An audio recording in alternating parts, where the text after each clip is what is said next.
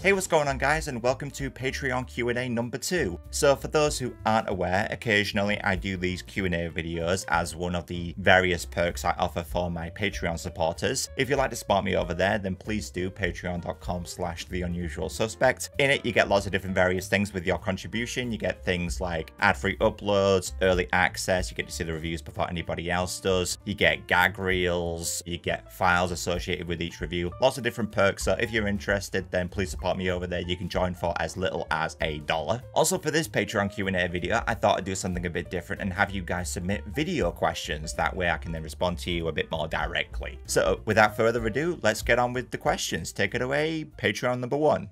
Hi, Ross, Graham here. Nice to be able to ask you a question. What video did you make that you were absolutely convinced would be fantastic and for whatever reason it just didn't work? Which video was it and how do you bounce back from that? Thank you. Thanks for your question, Graham, and good question actually, because there's various videos that I began work on that didn't ever see the light of day. One of which very recently I did was another one of my green screen inserts, and I thought about doing inserts for movie trailers, because if I do inserts for more recent, more trending subjects, my videos might get a few more views. So I did a one for the Wolverine and Deadpool trailer, and that video never saw the light of day because I made it and it's fully complete, but the lighting was off. I didn't think the jokes landed particularly well, so I just never uploaded it. I'll play a little clip of it right now actually so you can see. Yeah. As it turns out, every notable battle in recent history had the most daring cameramen present to film the whole thing.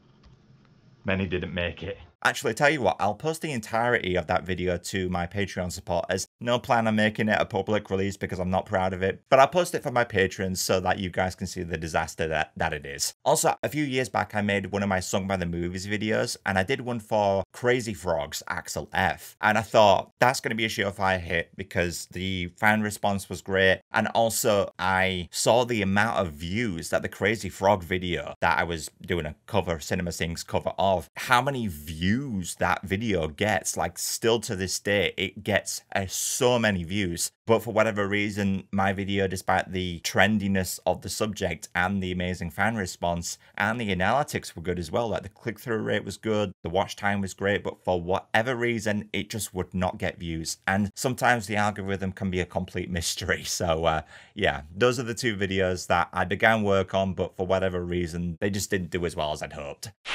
Okay, Ryan Massey asks, as an editor, what is the most frustrating part of working with and interpreting the wants and intentions of a creative other than yourself? Interesting question. I didn't think I'd get a question about my editing. I would probably say sometimes the editor will give you, the client rather, will give you like, hey, I want this. And then you'd be like, okay, but what if you do this? And that would be better, I would think. And sometimes you can come up with lots of really good ideas that you think really elevate their work, but then they're like, no, I don't like that. And then they remove it. And it's like, oh, because sometimes you spend quite a long time putting together something to impress the client, but then it turns out that they didn't like it. Sometimes that can be disappointing, but you could also argue that it's my own fault. I should just stick to the brief and just do what the client wants. Editing, I find to be a very creative endeavor. Sometimes you do put something together that is different and sometimes they do like it. So for those moments, it's worth being more creative with it because, you know, editing, it's not like you're a robot, you know, do this thing, have it like that exactly. Editing, you can add your own flair to it, and that's always fun to do, I think. Okay, so Ryan Massey is also a top tier patron, so he also asks, what excites you most about the current direction of online media and indie/amateur content creation? I would probably say AI tools. I've been using a few of them recently, some of which didn't go down particularly well, but some of which are fine, I think. I'm a fan of this lip sync tool that a site called Runway has, where you can make characters say whatever, and I use that in my Ghostbusters video. First off, this is the happiest anyone's ever looked when topping themselves. I want to die! And I also used it in this recent video about Ewok movies as well. Fool you! In terms of AI tools that people aren't a fan of, I did use AI image generation in that Lord of the Rings video. I got quite a lot of comments from people saying that they weren't happy with me doing that. The way I saw it is that I was never intending on hiring an artist for those images, so I thought, it's fine to do an image generation because I'm not taking work away from anyone. But a lot of people see it as stealing. I was thinking about using AI in this recent video I did about the Ewok films. There's a joke in there where I imitate Richard Attenborough. And here we see the unassuming Ewoks frolicking around while the viewer is mercifully unaware that the poor actors inside the suits are roasting their bollocks off. And I thought about using AI to change my voice to make it sound like Richard Attenborough, but then I saw the backlash to me using the image generation and I thought, maybe best not to do that. AI is definitely the thing that I'm excited about. It's actually a tool that I use right now called Auto Editor. You input the video that you shot and then it will remove all the silences in like a click. And it's so useful and it saves a bunch of time. I'm a big fan of the tools that don't take work away from people, but for the people that are working on them, it makes their job easier. And things like the Auto Editor and the lip sync tools and things like that, those make my job easier. And it's definitely exciting to see what I can do with tools like that. Okay, Stephanus Surjaputra asks, if someone recognizes you on the street and tries to talk to you, would you take some time to talk to them? Loaded question, but I was just curious. Absolutely, definitely. I would definitely say hello to you guys. It always makes my day when I meet you guys. I got recognized recently at, well, I say recently, it was last year now, but I was at a restaurant and the waiter recognized me. He asked to take a photo with me and that was really cool. It was great to meet him. Every time I meet you guys, you're all super friendly. I've never had a bad fan experience so far. It's fantastic. I love meeting you guys. Okay, Homerstar asks, hey, big fan of your content and have been watching you for years. Thank you very much. I was sad to see that the actor breakdown series didn't work as I really enjoyed that series. What movies would you have done in the future had the series continued?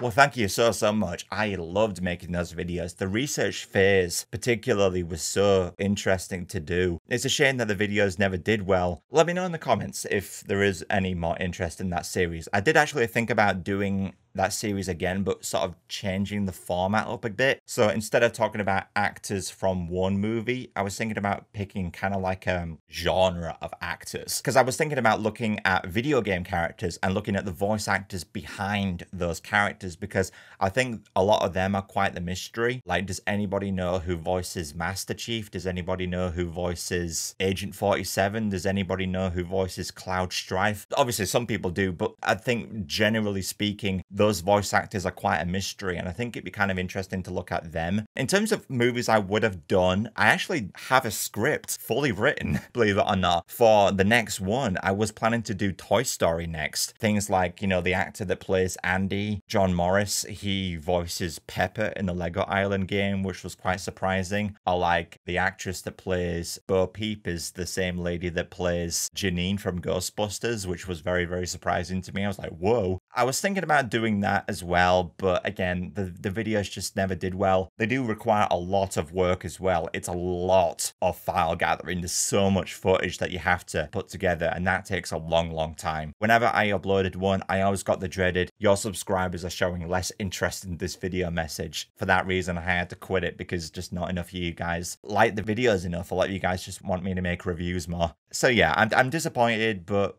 what are you gonna do? The most cliche question you can ask a reviewer is, which one of their videos is their favorite? I'm curious, of all the reviews and retrospectives you've done, which one is your least favorite?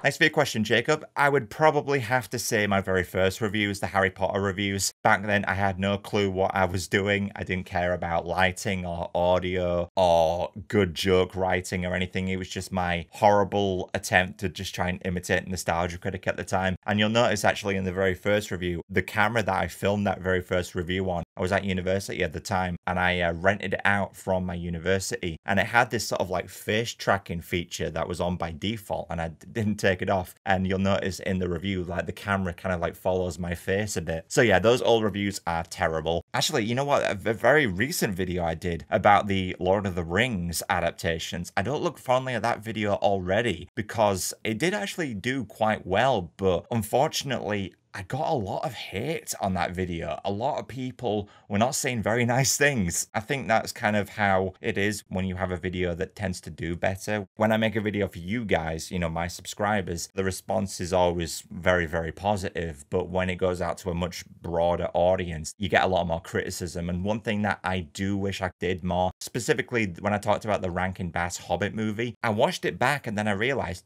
Jesus, did I say a single positive thing about this movie? And I didn't. It makes me look like I hate the film a lot, and I don't. I actually think it's fairly decent. It's totally my fault. I really wish I'd dialed it back a bit and talked about the positive aspects, things like the animation and the voice acting and things like that. I really wish I could go back and change a few things. Yeah. What would you say of doing a video on the movies with the most chaotic film productions? The Island of Dr. Moreau from 1996 and Michael Cimino's Heaven's Gate being some good examples. Heaven's Gate, I've heard about how horrible the production of that was. I talked about it very briefly in one of my Spider-Man actor breakdown videos because that was the very first movie that Willem Dafoe made his film debut in. Apparently he got fired from it after lying that he could speak Dutch when he didn't know a word. And yeah, there are plenty of other films that I think could be interesting to talk about, ones with really troubled productions. I talked about Cutthroat Island about a year ago in a video I did about box office bombs, and that had a horrible production. And even like good films like Jaws, I've heard, had a really bad production because they filmed it out in open water, which is very, very unusual, and that led to so many problems from what I've heard. And it's a miracle actually that the film came out as good as it did. I think that might be particularly interesting. Yeah, I've got like a massive list of like video ideas, so I'll add that to the list. If I find out about more films that had troubled production histories, then I will definitely make that video because that sounds interesting. Thank you for the idea. Okay, Skypilot 3002 asks, hey dude, glad to see you back in the saddle again. Have you considered doing movie mashups kind of like you did with Ghostbusters and superheroes, but like specifically say authors or directors, and if so, which ones? A ranking video I think would be very, very fun to do. I thought about doing one for all the Harry Potter films because obviously I've not talked about those films in forever because I looked at those films as the very first reviews I ever did and those videos have aged terribly, so I feel as though I should go back and try and do them justice. I was also thinking about maybe doing a Tarantino one, maybe, because I think Tarantino is now working on his 10th and final film, and I think it'd be kind of interesting that once he releases that, to do a sort of like a retrospective look on his films, maybe. I mean, personally speaking, I'm not like the biggest Tarantino fan, honestly, because his films' structures are definitely a bit more to do with the characters and the acting as opposed to like an ever-evolving plot. Actually, there's various Tarantino films that upon first watching, I didn't even like that much. First time I saw Pulp Fiction, I didn't think anything of it. Second time I watched it, I loved it. I think Tarantino is one of those filmmakers that you need to watch these films like several times in order to like really appreciate the films for what they are. And for that reason, his films are particularly interesting, I think, to talk about. I'll put that on the never-ending to-do list. And I think once he releases his final film, which I believe is going to be his 10th film, yeah, I might just very well do that. So look out for that. Okay, Acheron X2 asks, if you had the chance, not caring for how much the algorithm likes it, what kind of videos would you like to make? I talked very briefly about the actor breakdown videos. I would definitely like to do more of them if the algorithm and you guys like them a bit more. Also, I would definitely say the green screen skits. I've been kind of a bit disappointed by how few views they get. It's weird though, because on the short shelf, they actually do quite well. The skit where I face off against Darth Maul and I'm like pulling lightsabers out, that skit has like 17 million views, but the short shelf is kind of stupid because you get like so many views and you actually even get lots of subscribers from it, but they don't translate to views for your other videos. They just don't. For some reason, that video is very, very popular in Southeast Asia. It's getting a lot of views in places like the Philippines and Indonesia and Vietnam. I think maybe because that particular skit, you don't have to speak English to understand it. I only ever say 2 words in it. I say shit and then I say you win, and that's it. I actually put out a poll asking you guys whether you wanted to see more reviews or whether you wanted to see more green screen skits, and I think like 3% of you would have preferred more green screen skits. The vast majority of you want reviews. I've been thinking about trying to like do something different with the green screen skits. I've had a few of you guys comment and say things like you prefer the reviews is because the green screen skits lack substance, whereas the reviews do have that, because with the reviews it's all about making a point and then making a joke that sort of elevates that point, whereas with the green screen skits it's just joke, and it's kind of like the jokes have no point to them. There's no point that you're trying to make with them, and I think maybe that's what's lacking with the green screen skits. So maybe I need to make them a bit more like the reviews. I'm struggling with how to do it. At the same time, I also like making videos that are just purely for comedy, and you know, there are YouTubers out there that make comedic videos, one of which maybe is Tom Scar's Astafa movie series. Those are actually a big inspiration for the green screen skits, because it's just skit after skit with like a bit of static in between them to sort of bridge to the next skit. Maybe I should do, I don't know. I don't know. What do you guys think? Should the green screen skits just be purely for comedy, or should they be like a mixture of comedy and a point to make? Let me know what you guys think about that. Okay, Phoenix of Dusk asks, howdy suspects, seeing how the Mario movie and both Sonic movies have been successes, and with a possible Zelda film on the way, is there a certain game you'd like to see a film adaptation of?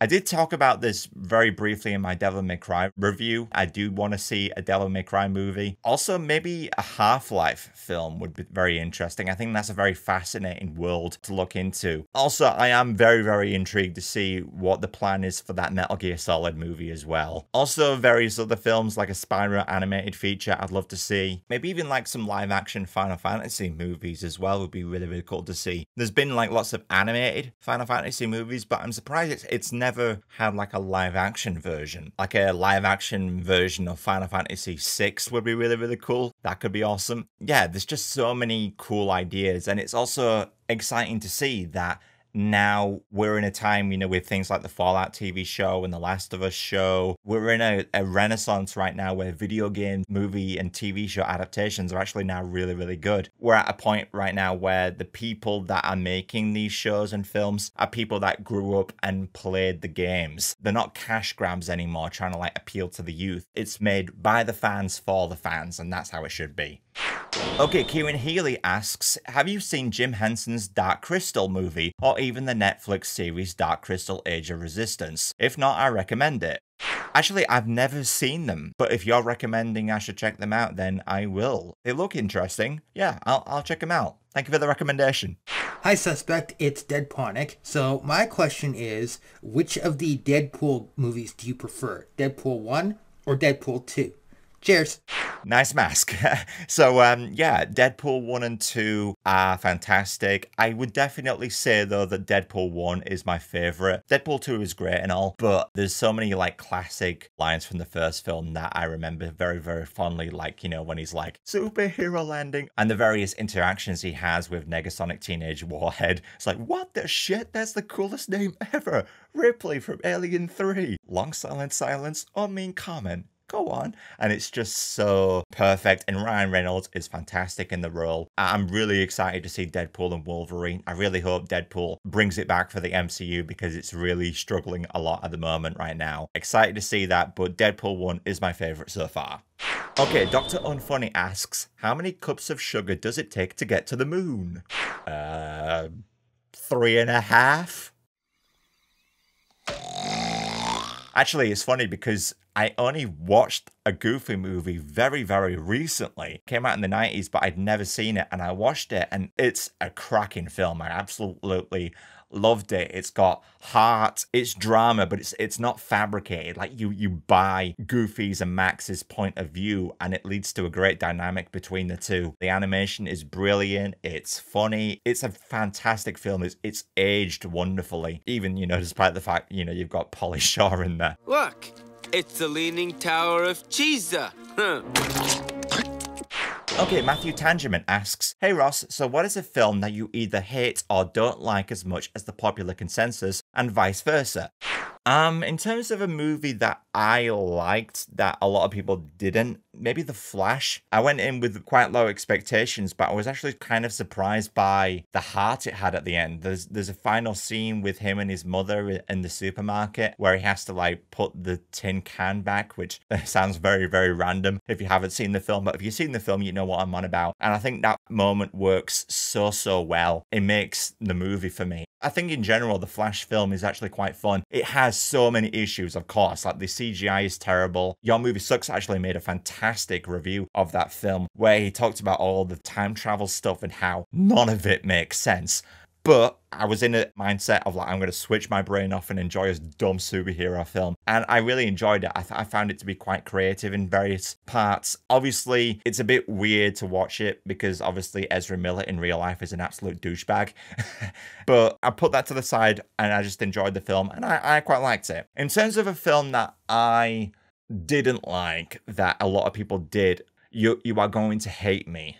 You are going to absolutely crucify me for saying this. Seriously, like, if you don't want to hate me, please skip ahead. I'm going to be pissing off so many people. And if you like this film, all the more power to you because you are in the majority there. But the film that I didn't like that a lot of people really rave on about, a lot of people were saying, oh my god, this film, if you watch it, you're going to bawl your eyes out. It's so hard to watch. And I watched it and I was just dry as a bone. And that film is Grave of the Fireflies. I really didn't like it. I am so sorry. A lot of people, a lot of Ghibli fans are going to be crucifying me in the comments right now, but I just did not like it. If you want to hear my more in-depth thoughts I have on it, Bennett the Sage made a fantastic review for that film, and his points, I completely agree with everything he says in it, and that really explains why I didn't like it. It's very difficult to explain why I didn't like the film without spoiling it. Take into account that I watched the dubbed version. I watched it with the Japanese audio, so maybe the English dub makes it better. I don't know. In general, actually, I'm not even the biggest Ghibli fan. I think that the best Ghibli film actually is When Marnie Was There. That's the best Ghibli film if you ask me. Spirited Away is pretty dope as well, but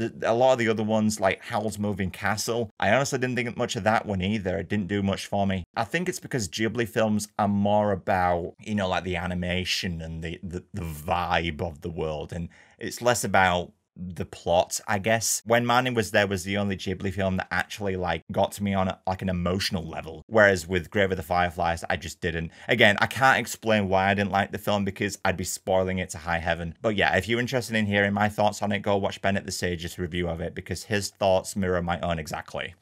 Hi, what are 5 of your favorite movies and what are 5 of your favorite games? Okay, very tentative list for you, Mark. I would probably say for 5 favourite films, 12 Angry Men has to be my all-time favourite movie of all time. Actually thinking about making a video talking about films that were shot in one location, and then that would be a great excuse to talk about that film. So films like Phone Booth and Rope. But yeah, 12 Angry Men is up there. Spaceballs has to be up there because you guys have noticed I reference that film all the time. I am obsessed. LA Confidential, I absolutely love. The Lord of the Rings trilogy has to be up there, and maybe the Blues Brothers as well. There are many more films, but I think that's a pretty decent top 5. In terms of video games, out of all the games I reviewed, Persona 5 was the best game. I've been meaning to play Persona 5 Royale. I'll need to get on that. Tekken games I also love. Probably Tekken 3 is the one I look at most fondly. Final Fantasy 12, which I know is a very odd choice. I love that game. I used to play it religiously growing up. Grand Theft Auto San Andreas is probably the best Grand Theft Auto in my opinion. And I'll also give a shout out to Crash Team Racing as well, because I think if I ever played a game competitively, that would probably be my go-to because I think that's the game that I'm best at skill-wise. So yeah, those 5 games, those 5 films, all of which are fantastic. Check them out if you haven't already.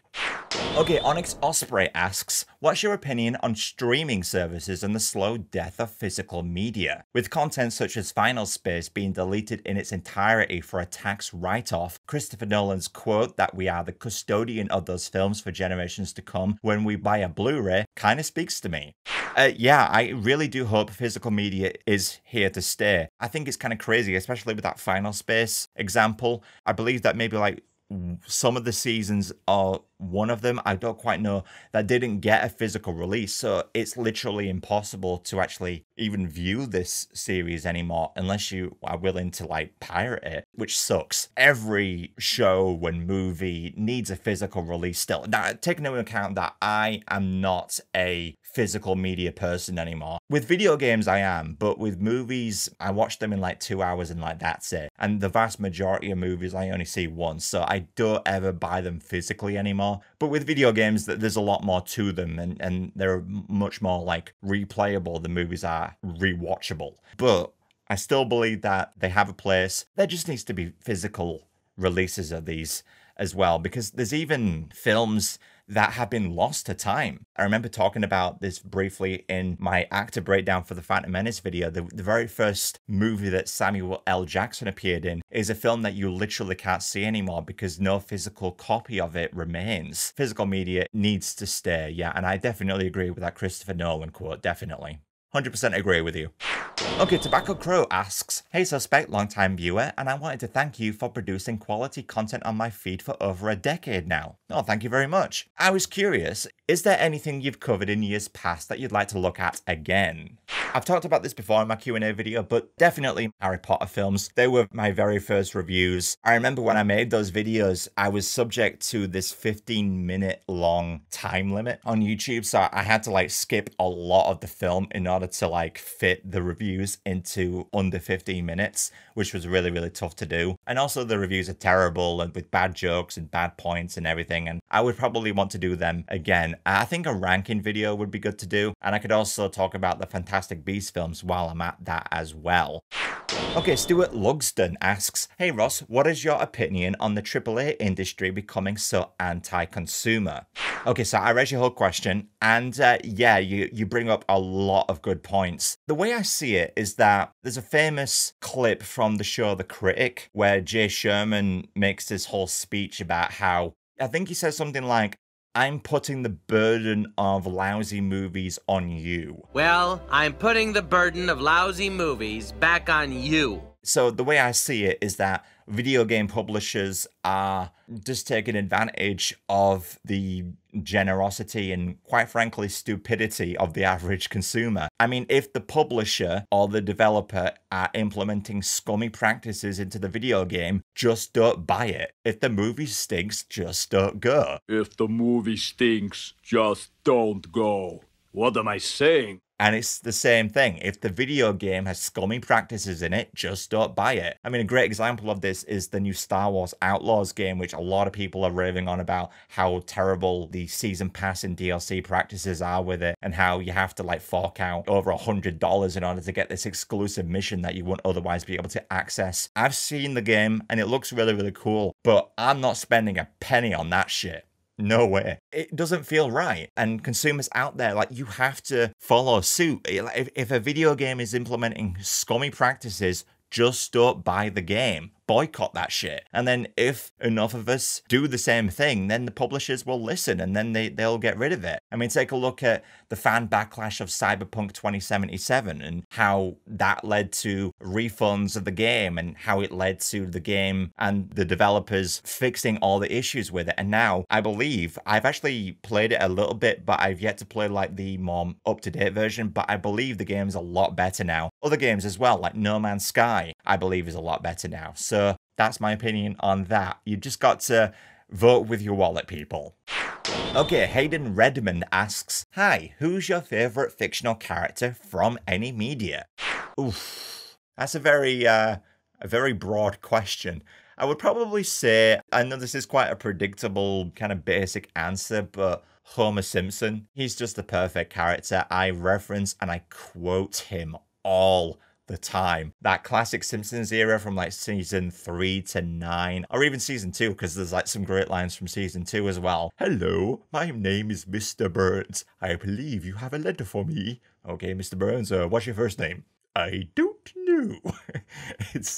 It's absolutely classic Homer. I reference him all the time in my videos. You guys have seen a multitude of Homer clips that I use. He's just the perfect character. He's got a heart of gold, but he's so stupid. He's so unpredictable as well, but so relatable at the same time. He's just the perfect character. Homer Simpson, greatest character of all time, if you ask me.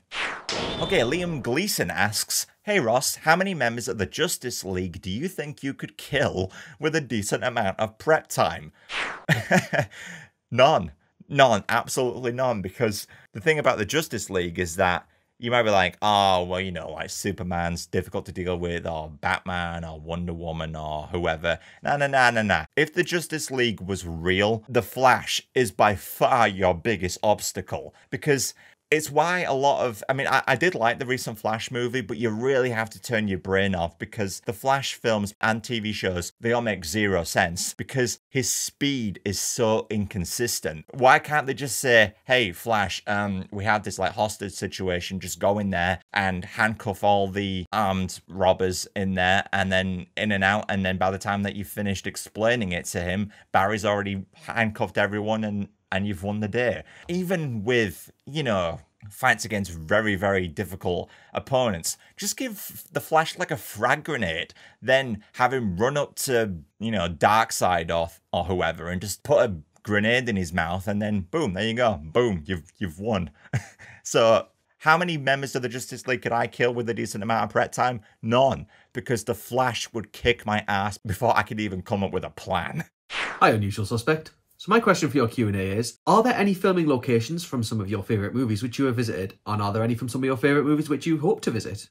Interesting question. So there are plenty of filming locations I would love to visit. The big one by far has to be New Zealand, because I was actually in New Zealand back in 2001. And to my horror, I came back home and then, of course, found out about the Lord of the Rings, and then I realized they were filming the very films when I was there. But in terms of places I have been, quite a few. I've moved recently, but for the longest time I lived around Yorkshire and Northumberland. I used to live in a town called Alnwick, and the castle there has been used as a filming location for a few films, which I used to go there quite a lot. The Harry Potter films were shot there, the very first two films in particular. I used to walk around the exterior of it quite a lot to play Pokemon Go. There's like a part of the castle which is like a road leading up to the castle where they filmed the bit where Harry, Ron and Hermione are asking Hagrid about Nicholas Flamel. I was testing out this new feature on Pokemon Go where you could plant Pokemon on like a location and then you could move the camera around and it would follow it, and I took a photo of this Starly right in front of it, and you'll see that the road behind it right here is where they filmed that very scene where they're asking Hagrid about Nicholas Flamel. The recent Dungeons and Dragons film was shot there as well, and it's so interesting when I watched that movie because I realized just how much visual effects was added, and that's always so fascinating to me. Quick tip, by the way, if you ever visit the north of England, like Northumberland, Yorkshire area, don't bother with Alnwick Castle because it's so expensive. However, what is completely free to get into, and I would argue is just as good, is Durham Cathedral, because that cathedral is where they shot a lot of Harry Potter scenes as well. So if you want to get your Potter fix on, then that's a great place to go to. I think they shot some scenes for Avengers Endgame there as well. And again, completely free to get into. The courtyard scenes, I think, were shot there. And also, I think Professor McGonagall's class in the second film was shot there too. You can't go into that classroom directly. I remember when I visited there, you kind of have to like peer over a wall to like look into the classroom to see where McGonagall was teaching everyone. And also, quick little recommendation actually, there's a guy on YouTube, a Danish guy, I don't remember what his name is, I'll put it on screen. He does absolutely amazing videos where he visits all the different filming locations and sort of like recreates the shots. Some of his videos are in Danish, but he has English subtitles. This dude deserves all the subscribers and all the views in the world. He is criminally underrated. So I'll link his channel in the description because I really think you should check him out if you're interested in the whole filming location scouting thing. Okay, and finally, last question. Blake Dekarski asks, hey Ross, will you ever make videos showing your editing skills? Like how to make characters into a green screen template? I'd love to know. Thanks. Interesting that I'm getting some questions about my editing. That's kind of cool. I have no plans on making any kind of tutorial video because there's plenty out there. The thing you're referring to is where I remove backgrounds from characters and then just have the characters on their own. And then I can like interact with them or have them like pop in and out of the screen and things like that. Those are just done with a simple rotor brush tool in After Effects. It's dead easy. Seriously, just type rotor brush After Effects into YouTube and you'll find plenty of tutorials out there on how to do it. Then I just export that as a transparent video and then just pop it into Premiere Pro, and then there you go. It's very, very simple, and the rotor brush tool has gotten a lot better now, because when I began making these reviews, the rotor brushing took absolutely forever. But now there are even some instances where I can just literally brush over a character, and if it's a relatively simple rotor to do, I can have the character like rotor brushed with like one click. It's like, it's really that simple now. It's so good. So yeah, just type onto YouTube rotor brush After Effects tutorial and you'll be all good. Okay, that's every single question. Thank you guys ever so much for submitting, and it was cool also to react to video questions for once. Again, Patreon is linked in the description if you'd like to join, and you can ask a question next time if you'd like to as well. And yeah, that's about it. So take care guys. Adios.